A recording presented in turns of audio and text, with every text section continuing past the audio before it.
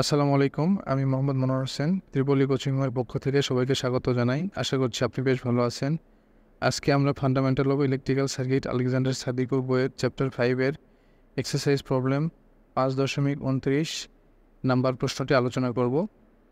তো চলুন শুরু করা যাক।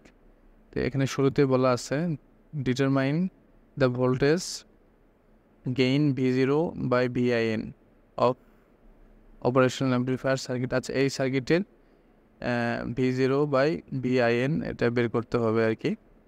তো চলুন, যদি এরকম ম্যাথ আমরা করছি আর কি, কিন্তু এটাতে ভ্যালু দেওয়া নেই, আমরা চেষ্টা করবো ভ্যালু ছাড়াই একটা ইকুয়েশন দাঁড় করানোর।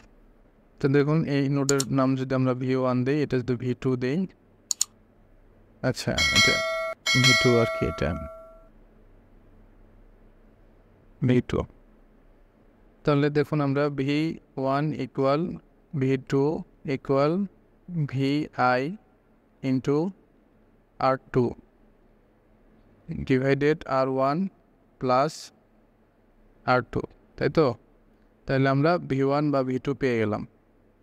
এখন V0টা আমরা কীভাবে পাই একটু খেয়াল করুন।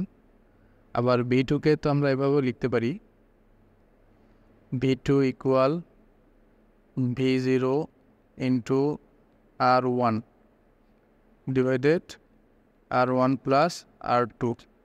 এই যে R1, এই যে R2, এইটা আর কি।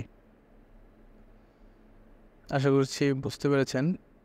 তাহলে আমরা যদি এখানে V0 ভ্যালুটা রিপ্লেস করে দিই, তাহলে VI into R2 divided R1 R2 equal V0 into R1 plus R2। তাহলে এই দুটো যদি কেটে যায় দুই প্রান্ত থেকে, তাহলে কি থাকে? V0 বাই VI আর কি, যেটা হোক R2 ডিভাইডেড R1।